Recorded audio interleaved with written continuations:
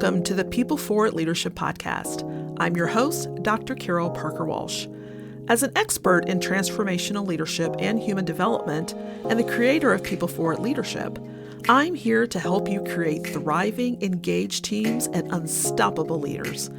In each episode, we'll explore the strategies and insights that will elevate your leadership impact and drive lasting results. Get ready for a transformative journey filled with actionable steps. Let's go. Welcome back to the podcast. Today's conversation takes us to one of the largest public transit systems in North America, the Toronto Transit Commission, and to the leader responsible for its people. Shakira Naraine is TTC's Chief People and Culture Officer, and she came to that role after 25 years in Canada's federal government, where she led multidisciplinary HR teams across agencies like Public Services and Procurement Canada, Indigenous and Northern Affairs, and Health Canada. At one point, she was leading people development and HR services for roughly 18,000 federal employees. For 13 years, she has trained public servants across Canada in strategic leadership and HR management, so developing other leaders has been a through line in her career.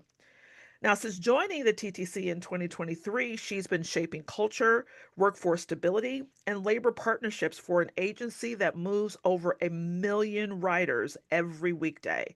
So you can see why I'm excited to have her here as my guest today. So Shakira, welcome to the podcast and thanks for being here. Thank you so much, Dr. Carol. I really appreciate it. Honored to be here. Awesome. Well, I'd like to start with your journey. I love to hear how leaders got to where they are now. And, your journey from federal government to the 13 years of training public servants across Canada to transit. And so I'm curious, what pulled you into this work that you're doing now? And through that journey, what moments or experiences have shaped your leadership? Okay, thanks. Always a good place to start. However, from a starting perspective, I think I have to go back just a little further and Okay. say, pique my curiosity about this type of work. I think it was always trying to understand the underpinnings of human behavior and why people make the decisions that they do, right? So I took, specialized in psychology in university with a goal of trying to understand, okay, is it nature? Is it nurture? Is it all biological? How much do our circumstances or our environments or contexts shape how we decide, how we go forward? And working all the part-time jobs I did when I was coming up in school and whatnot, sometimes you'd see how people would behave, or even in my own family, and you question and think, what would lead you to do that? Why, in this given set of circumstances, when I think you should go one way, you chose to say this or to do that? And I really do think that that's something to be studied, and it made for a good 4 years at university. So that being said, when I went into professional career and I entered the world of human resources, it was clear that I got to carry a lot of that with how people behave in the workplace. And then understanding large public service organizations. Like I said, I came up through the federal public service. Every decision you make has to go through how many layers of approval. You have to remember that you're not doing it for a private enterprise just to make money. You're doing it for all the citizens of, whatever level government you're doing. So the federal government, it's for every Canadian. And so making sure that you realize the gravity of how important decision making it is and how every business decision shapes policy or actions, but it all comes down to human behavior and how people understand what's being done. Do they understand the immediate, the long-term impacts? And so I joined HR. This is now getting, I think, to answer your question. I joined HR because I thought, let me help people make better decisions and let me learn along the way. Let me have a role in making sure that people are prioritizing the right things, that they're taking into consideration what biases they might be carrying into decision making, and that they're seeing other perspectives that they might not always have access to. So I think saying that within the federal government across, multiple departments, it was great, fantastic learning experience in every single one because you get to do what you do with different mandates and you're constantly learning and growing, which I think is essential. Now fast forward to leaving that and joining the TTC. That was like a whirlwind because I was in an environment where I was so comfortable within the federal framework. And it's nice as you get older to say, oh, yeah, I know how this operates. I know how this runs. And, you can just keep doing your craft, knowing that the learning curve isn't as steep anymore. Yeah.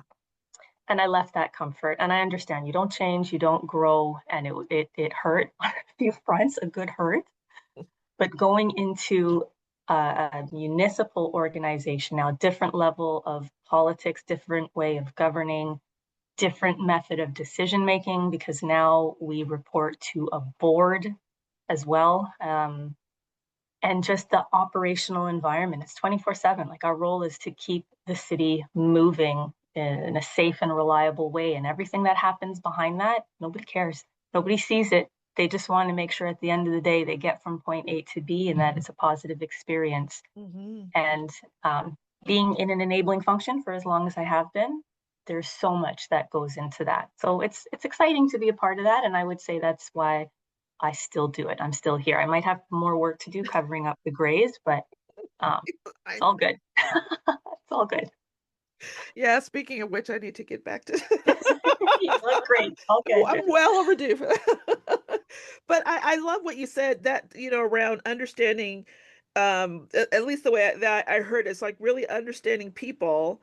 You talked about the underpinnings of human behavior, like why they do what they do, but I kind of categorize that as understanding people and the layers of systems in which they work and operate, and how that may ebb and flow and shift so that they can make better decisions. And yeah, now you're in a different system, layers of different systems that you're operating in. So that's definitely a learning curve. I'm curious, has is that still an underpinning of how you think and work in your leadership? That is still, even with all these different layers, is still fundamentally understanding the human behavior, why they do what they do, and to help them make better decisions. Is that still a guiding principle for you as you came into TTC? Yes. And I would say absolutely yes. And you know why? It's because it doesn't change. Meaning that if we're Mm, talking about business, if we're talking about volunteer work, whatever it is, it's people who are leading all of that. hmm. And when you look at decision making and what is in people's best interests, there's a very strong filter they apply in terms of what they know, what they define as security, as comfort, as good stewardship, what their accountabilities are. They all go into it. It's a very personal experience because we're people. So whether we're Hmm. talking about making decisions about technology adoption in certain companies, whether we're talking about, what policy is going to get implemented, whether we're talking about labor relations, it's a big part of my role. You've got people making decisions. Wherever you have people making decisions, you've got people who have a list of needs that they're carrying internally, right? Whether it's basic physiological or safety needs, whether it's the need for power and dominance. It's all driven at that core level. And I think seeing how that plays out in larger organizations or different spheres, that still excites me in a large way. So yeah. That's fantastic. So, in light of that, in 2024, the TTC and its largest union reached a deal in the early morning hours, which can be stressful. And as a previous labor and employment attorney, I've had many of those early morning hours myself at the bargaining table. So, I'm curious, when the pressure and stakes are high, and you're under real, deadline pressures and things of that nature, what keeps you grounded in your values as opposed to reacting in the moment, right? Because, people are messy.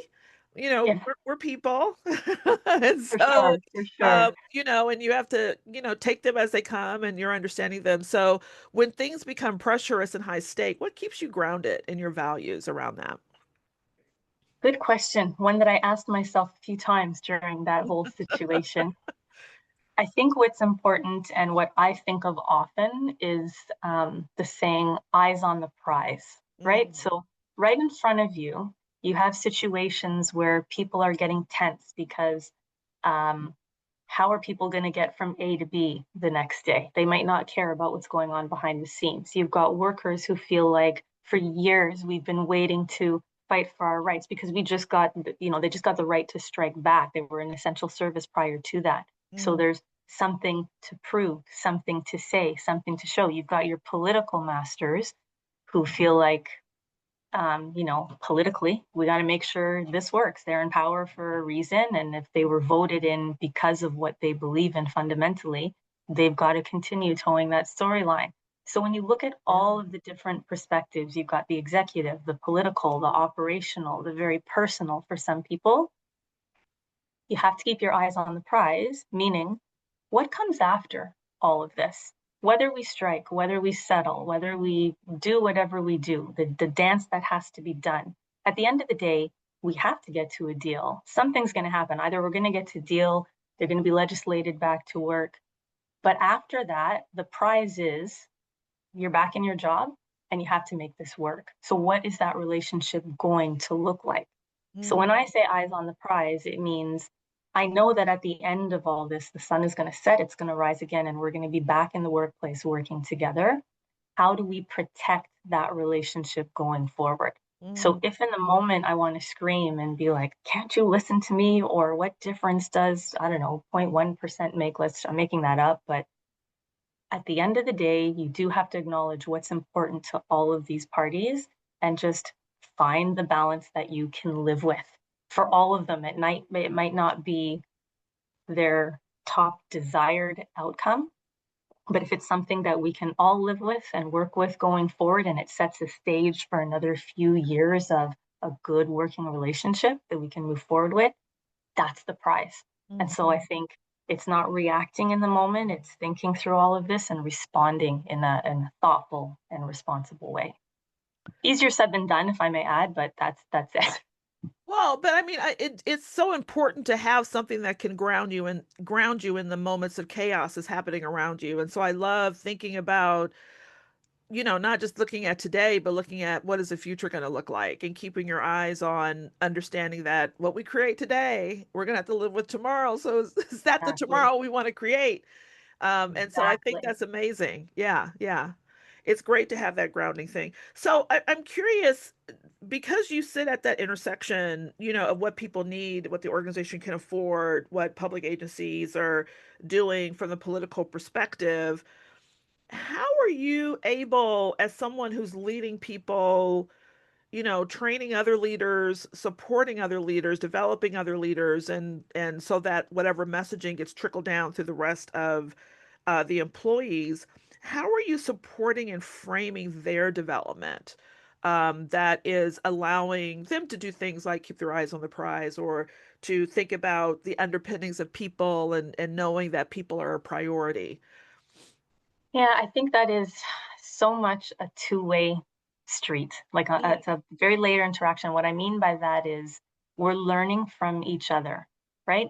I come in there, sure, I have the title of Chief People and Culture Officer. I may have experience doing, leadership development and all kinds of training in the past. I'm not proven to them, number one. And number two, I'm new to TTC. I don't know how TTC works inside out. So I've got just as much to learn from them as they have to learn from me. So I mm, think one thing that's worked really well for me so far is when I approach the situation from this is what I would love to learn from you, and this is what I have to share with you that may help you along your journey. And so it gives them an opportunity to showcase a bit what they know, help teach mm, me how it works. And that really does help me because if I'm trying to teach them anything along the lines of leadership development, the importance of listening, what does it mean to lead a psychologically safe space, and all that kind of stuff, mm, if I understand better how the operations work, then I can give them real life, tangible examples, nuggets of things that they can practice and do that helps them. Because anyone can read a book, right? We've all been there. But when it comes to putting something in practice, it's a completely different ballgame. I remember, for example, training in HR, learning about the grievance process and supporting my clients, when they received grievances. Then I remember one of my first management roles receiving a grievance where my name was all over it because, I was challenged the way I was performance managing someone. And I remember thinking, me? Right? I teach this stuff. What do you mean somebody has my name attached to and they don't like the way I'm doing this? And it felt very personal. And Mm, so that totally reframed my thinking to say, my goodness, like, don't forget that there is a human being, and coming from me, right? Don't forget there's a human being underneath all of this who feels, reacts, has to respond, deal with emotions, be professional throughout all of this. And you mhm. can never lose sight of what that feels like when you're trying to exchange knowledge with Yeah, someone else. So I yeah, think yeah, just making sure people can know that they have something to contribute, that they're an active participant, that there's opportunities to practice, that there's no perfect leadership style because it depends on who you are and what is going to work for you so that you can do it authentically, all that stuff. I think what I like to think is, you teach them how to fish in terms of how to develop your own leadership style, what's comfortable for you in your skin, and help you see what the outcomes are going to be. That eyes on the prize for you. yeah, yeah. Yeah. That's really great. I hear in that, you respecting what people are bringing to the table. And that it's not about you being the all knowing, but you being the one that has the tools that are able to come and connect to wherever they are at wherever they may be at that moment, and then build something together, like kind of co creating something as they think about their leadership, which I think is a lot probably to do with the psychology training and just really, observing before, jumping in there and doing. But, that's Yeah. for a lot of leaders, they feel stressed with having to accomplish and achieve and deliver results and want to be all knowing and be, leading the charge. And I think they forget that piece of just kind of slowing down and listening. Absolutely. And realizing that, they create a lot of this. So back to what you're saying, like the basic neuroscience, right? We remember better what we generate, what we create. So if they're part of that co-creation and they're learning about their own style and what works for them and generating, their own ideas, that's what's going to stick with them, not something that Shakira tells them one day and they've got to remember it 6 months down the road. So when you're creating something like that together, it can be really exciting and it'll stick a Yeah. lot more. Yeah. You mentioned psychological safety, and I'm curious, you've been recognized for building strong union partnerships, and you've even said that your people first approach has supported smoother negotiations and a more unified culture. And most of your workforce is represented operators, maintenance, and the like, all different priorities. So, how do you build trust across functions and personalities and priorities?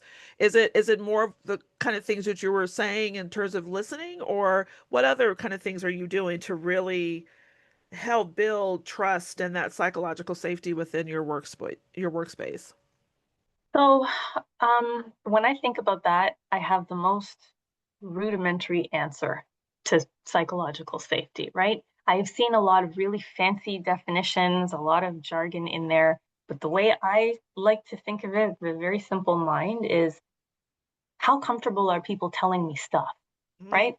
So if you got to build the relationship, you've got to nurture it, you got to say good morning, good afternoon, you have to ask a little bit about them because if they start sharing the little things and they know you're open to hearing the little things and you care to hear the little things, they're going to tell you the things that really matter. They're going to tell you the things that are hard to hear. They're going to disagree with me. They're going to challenge me.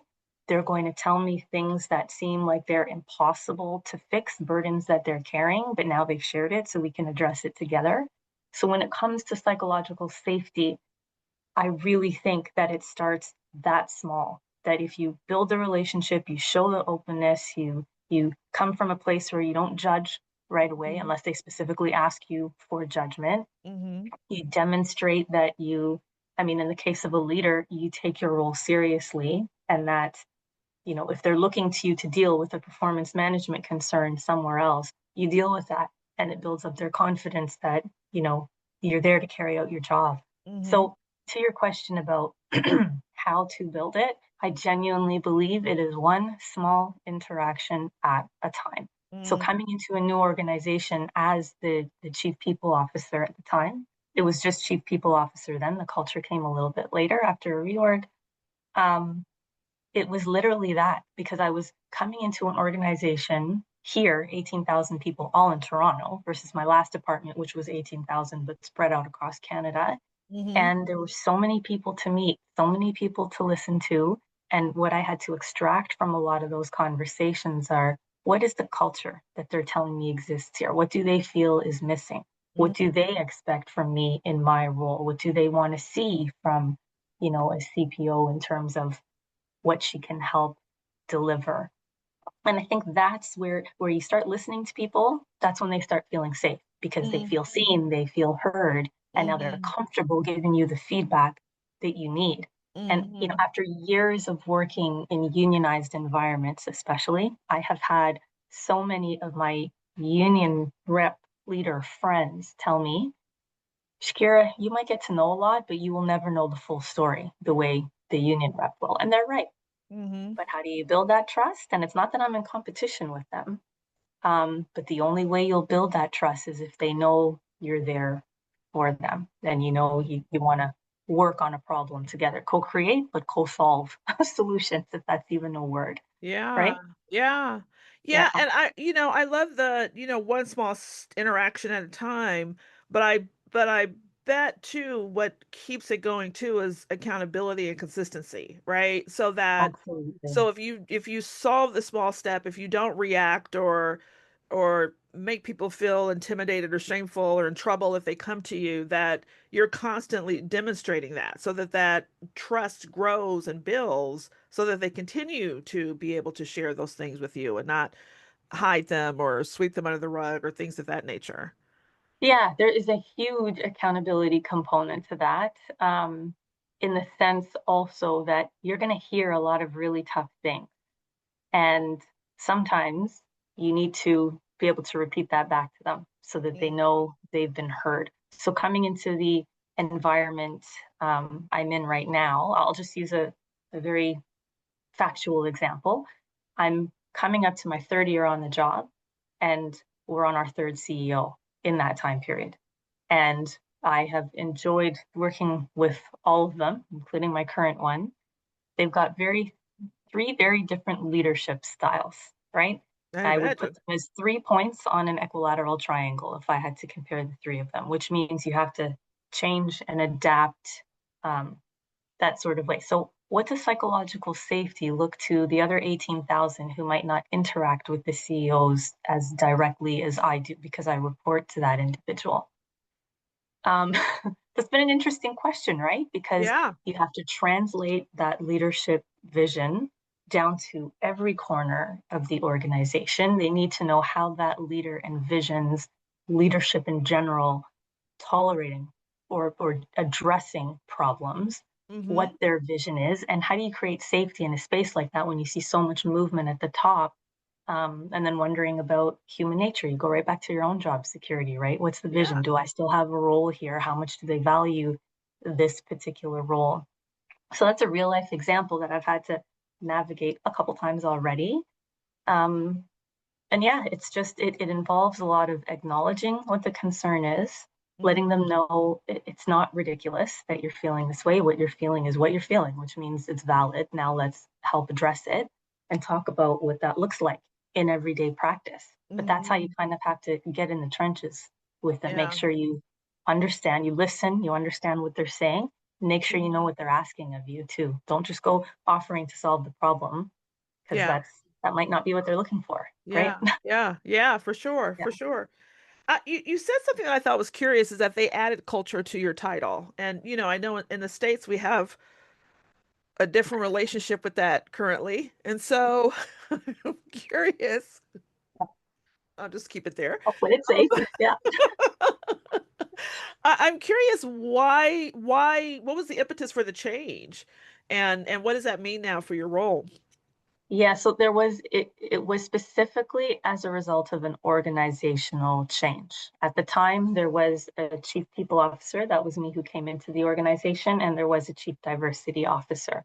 They decided to do eventually is collapse the two roles, and Mm-hmm. so collapse the two organizations under it. Mm-hmm. And so didn't want to just absorb the portion of that work as, Mm. you know, and the way you acknowledge it is say, this is how important culture is to us. So even though the organization decided to eliminate that role, doesn't mean that we're eliminating functions underneath that contribute to something that is very much needed, which Mm-hmm. is focus on culture. So we just added that to the title and it became CPCO instead of Gotcha. CPO. Gotcha.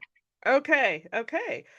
So you said something, you mentioned something around like technology or adaption or technological adaption. So I'm just thinking about AI from that perspective. And I know TTC's corporate plan calls for building a future ready workforce, and every transit agency I work with is wrestling with what AI means for their people, from scheduling to maintenance to HR itself. So I'm curious, as AI reshapes how teams work, how are you keeping people, not just technology, at the center of those conversations and decisions? Yeah, good question and timely. I'm sure every organization is thinking about this as well. I think one way we have to think about it, let's start right from the framing. A lot of people talk about it as a technology conversation or a technology or AI strategy. It's not, in my opinion.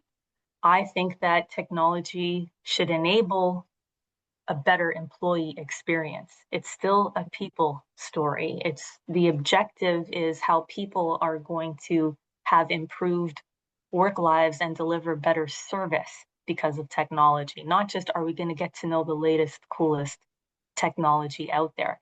And then I do strongly believe that AI succeeds or the adoption succeeds when the organization can still focus on the elements that only humans can do. Mm. So when you look at human judgment, when you look at critical thinking, when you look at trust, when you look at relationship building, those are things that are uniquely and specially human. I'm not saying that AI can't help with that because what I might come to a little bit later is how AI has personally helped me as a leader because Mm. very often I use it as a bit of a sounding board. Hmm. I use it as a space sometimes to just reframe my thinking and share another perspective back to me. But in Hmm. terms of strategies you develop and making people comfortable with how it can help, it doesn't mean how it can replace, Yeah. right? It might replace certain tasks, but if it replaces certain tasks, what does that free you up to do? And how does the work we do or how do the services we deliver change or improve Hmm. as a result of that adoption? So I think we have to look at it always as a people strategy conversation first, not just technology. Let's become experts at using it. So Hmm. framing is really, really important. Yeah, I completely agree with that. That's one of the things that I talk with organizations about is that framing comes before governance and structure and evaluation, that you have to be able to be clear about even why and who you're going to be, once you use it and what significance that it's going to have. And I know there's been a Absolutely. lot of, I've read so many studies of one more recently about how what is it? It's like 40 or 50 or 60% of people are already using it. And so before organizations have had that framing conversation. And Yeah, so, how do you then bring everyone on to the same page around it so that you're making sure that the use of it is appropriate and not causing any harm because people may not have thought about the type of data they're putting in there, are able to really understand and rationalize the data they're getting out or analyze it in a way that makes a lot of sense. So, I'm just curious, have you all been in the middle of that or having those kind of conversations, and how are you, bringing that all around? And then the only other thing in light with that too is, there's things about people trusting what AI says versus what people are saying, and and and all of that. So, this it's a messy moment in the moment it that we is. have with it. So, It is. It is a messy moment. I have to say, I love mess though, because that always brings tons of opportunity and exploration. So at TTC, let me use the example of adopting Copilot for everyone. So Okay. Copilot is the AI system that we use. Most people are just most familiar with ChatGPT, and people might use it on their personal device, but on our workspace, we have to use Copilot. Okay. So coming into the time before everybody had access to Copilot, we heard everything from people saying they use it just like Google, which kind of defeats the purpose because it's so much more than just the old version of Google, anyway, if I put it that Yes. way. You had some people who would say they would use it to help them draft certain messages. You just heard from me how I personally use it sometimes, where I just put my stream of consciousness thinking in there and say, help me make sense of this, or help me sequentially order what my next steps are. Yeah. So when you're coming from a place where people are flailing in a sense, not in a bad way, but saying, how do I even use this thing? How do I maximize its potential to actually add value to my life? Mhm. Thankfully, we got to a point where we had our IT folks come in, give us a good demonstration, at least for the senior management team first, Yeah. about here's what it is.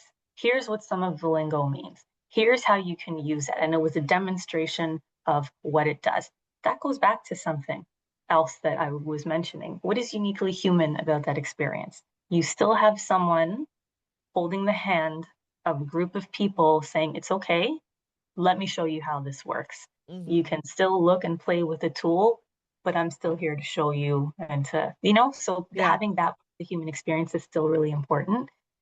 Then when it got down to, okay, this is what you can use Copilot for, this is how it can help, etc., it started branching off into other conversations, like some of the you know, more operations focused, like stuff that we're using on our vehicles, how certain AI systems can work there. And it was more the conversation of here's how it can help us, as opposed to it's going to take over like 1984, the Terminator film kind of thing, right?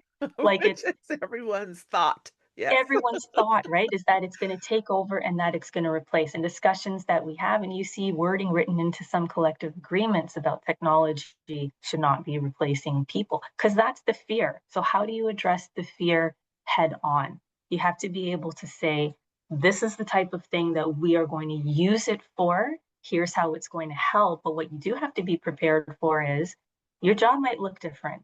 We might have to reskill you. We might have to upskill you to do something else. We still need you though.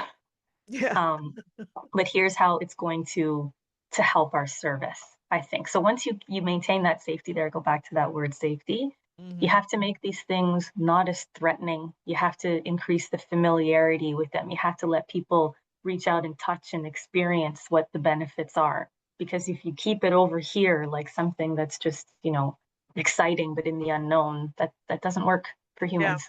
Yeah. Yeah. Yeah. Yeah, and it's interesting because this whole conversation around AI, I mean, talking about the future of work, right? And future ready capabilities and helping people see a bigger vision of what could be, maybe not as bad as like Terminator, but definitely, Right. what's possible, Yeah. and taking those, moving people to out of comfort zones into the possibilities of what could be. Yeah. When something like breaks or goes sideways as you're moving people in that direction, what do you do to turn it into a learning opportunity so that things like we just talked about, fear or blame or silence or, resistance, doesn't stop the progress in terms of stepping into the vision and stepping into what's possible? And that may be not just AI, but other issues around transit and where, transit is moving forward in the future. Yeah. Yeah, I love that question. And the reason why I love it is because it's such a fundamentally human answer, right? So whether it's AI, whether it's something else, I think when you come into those circumstances, one of the first thing is to pause, acknowledge the discomfort that someone is experiencing. Show that you're listening, show that you acknowledge what they're feeling, even if you don't relate or you feel like you might have responded or reacted differently. Acknowledge the pain, validate people's feelings insofar as you can, and articulate it back so that they know it's okay to talk about it, so that there's no shame in it, there's no embarrassment in it. This is what you're feeling, This is what it's called. Is that correct? Does that feel right? There's no fear, there's no shame, there's no blame. It's just, this is what we have. Let's get to it together. So sometimes, what I like to do, you add humor, so you disarm it a little bit. It's something that you can look at it from another perspective and realize one day you're going to look back and you're really going to laugh. We might not be laughing about it right now, but see the humor in it from another perspective as well. So I think that whole acknowledgement, listening, validating, disarming, all of that comes first. And then, it also helps sometimes to acknowledge the temporal nature of it. It's temporary, right? I think I said it already before. I say this to my kids all the time. The sun is going to set and it's going to rise again, God willing, right?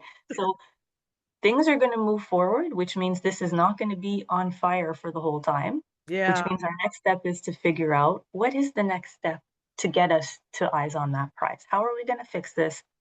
Acknowledge it's a hiccup along the way, learn what we need to learn, fix what we need to fix to get us back on track. Remember, we were on a track to go somewhere. So remind ourselves what that prize is. And I think when it comes to disarming people, letting people know they're not alone, letting them know that there's learning in this and that the prize is still there at the end. I mean, hopefully it is, unless that changed.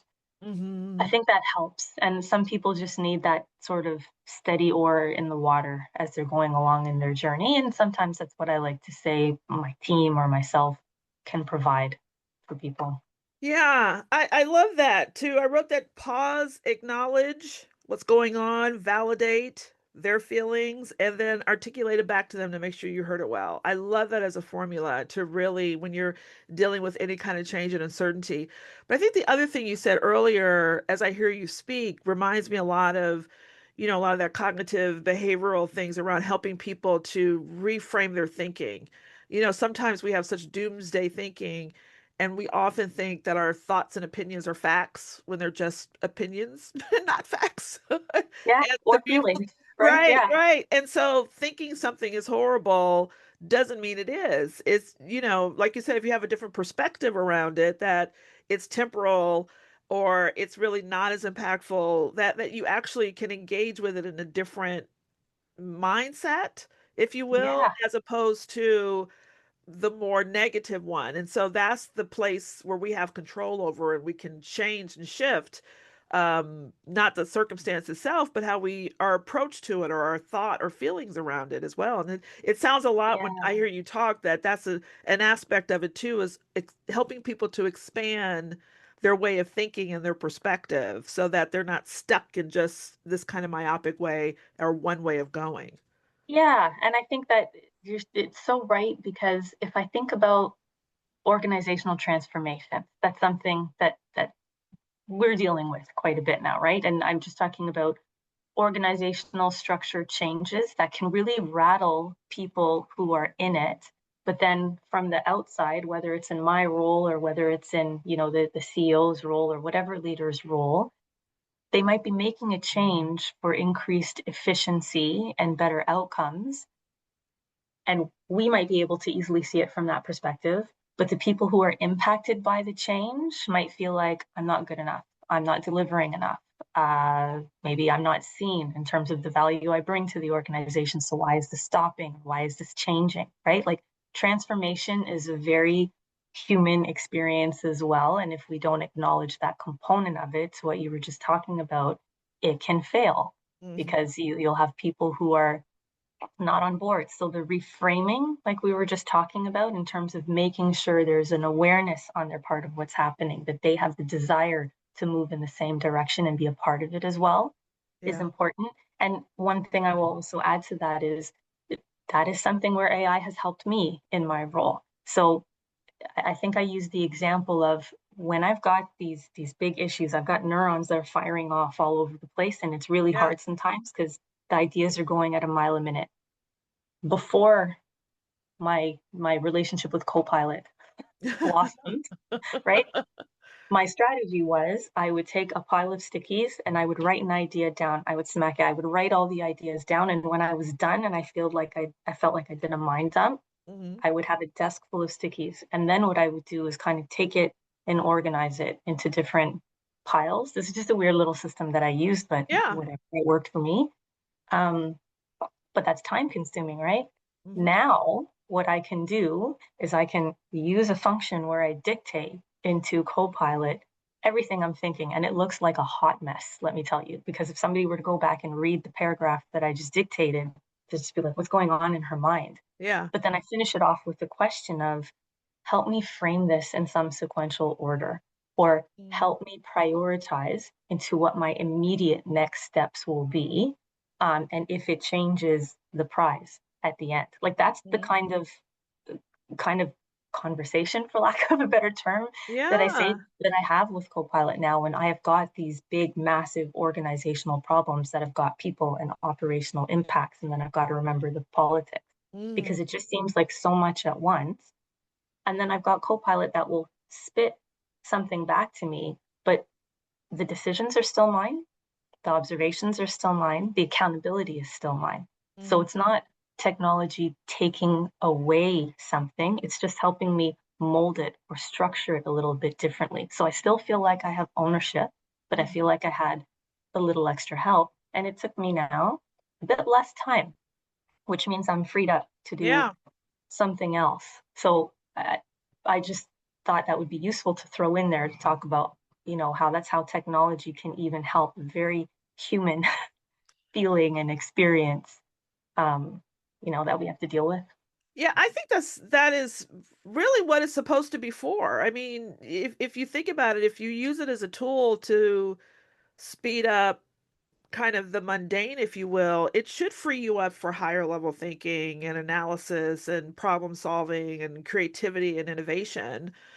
Because if you can get to those ideas quicker, you can Yeah, implement them more effectively. And the cool thing about it is that it can poke holes in what you're thinking, or give you other ideas that you may not have thought about, which could be yes. really helpful. And I You, ask for that. I yeah. say, be critical with me. Tell me what I'm missing. Tell me what I forgot. Like I will specifically put that in as a prompt. Yeah, it makes me wonder how much I know they do this in the pharma industry a little bit, or at least some organizations do this, is really helping people understand how to create good prompts, how to Yeah. ask good questions of the system, like you just outlined, to feed it in there, but ask really good questions so that again you're getting good stuff out of there, so you're using it effectively. Yeah, yeah, I'm not yeah. sure how many people are doing that yet. I don't know, to be honest, and I have all the warnings, shall I say, from our IT specialists in terms of be careful what you put in there. So I do, and to share something very human, if it's personal, I will never put names in there. Of course, that goes Yeah. without saying, but I might say I have a friend. I don't know if the computer knows any better. I don't want to know if it knows better, but I might just say I have a friend, or I might say, please forget this conversation at the end. In other words, in my future prompts, because it tends to bring up stuff that happened like past conversations, I Yeah. can say, forget this conversation, meaning don't bring it up to me again. Now, I don't know Mhm. if that means, somebody could dig something out later. I'm not that paranoid, but you have to exercise care and caution for Yeah, sure. yeah, yeah, for sure.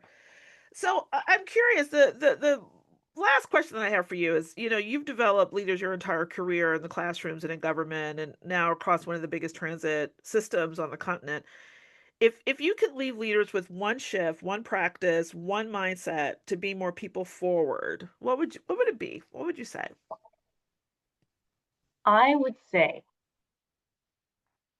catch people doing something right Mm, every day and acknowledge them and thank them for it. There is an I say an inner immigrant mentality in me. I wasn't born here. I came here. I watched my parents struggle.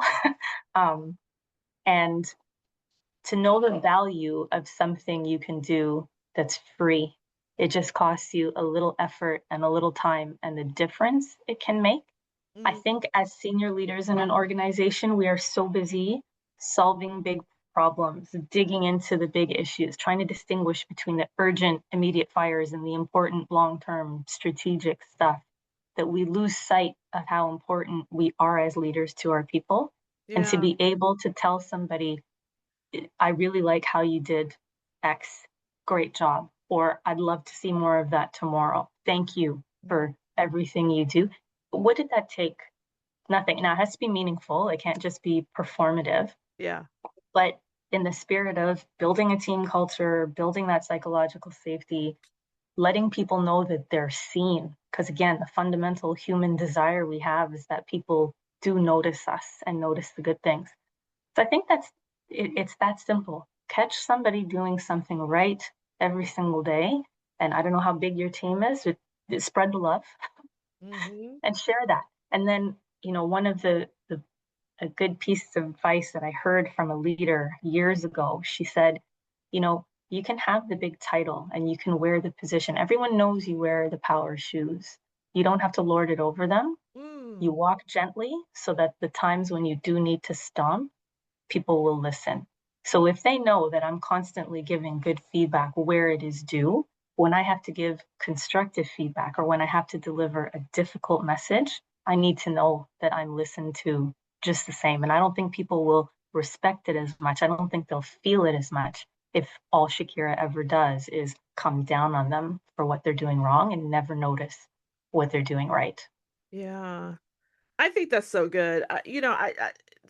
Again, I think I may have mentioned something like this earlier, but I think, sometimes people just misconstrue what leadership is and they think it has to be carry the big stick and be the one in charge and make people everyone afraid of them and everyone needs to jump when they say jump.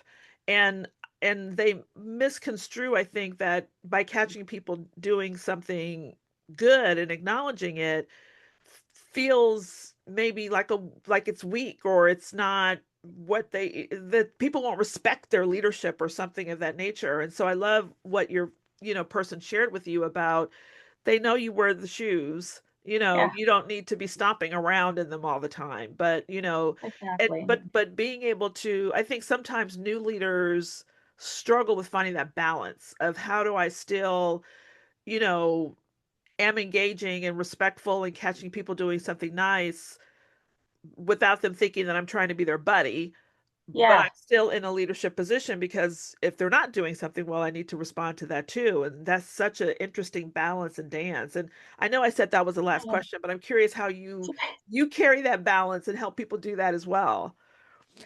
I think the important part is you have to, in order for it to be genuine, you have to make it a regular habit, right? Mhm. So, in some of the leadership advice that I've provided in previous roles, I challenged them to do that. And some of them said, I'm not going to be taken seriously because I've never done this before. And I Mm, was like, you got to start somewhere. And then I said, all the more reason why you need to do it every day. Show them it's a new muscle that you're developing. Show them that it's a new habit you're creating. Let them observe, say, I never did this, or she never did this before, but she's starting to do it now. Let them ask the question, what is she trying to create? Better yet, pay it forward. Let them pay it forward. So it's never too late to start. And even though it feels weird, anything feels weird when you're starting. I'm sure a baby feels weird when they start to walk. I'm sure people feel weird when they learn how to swim.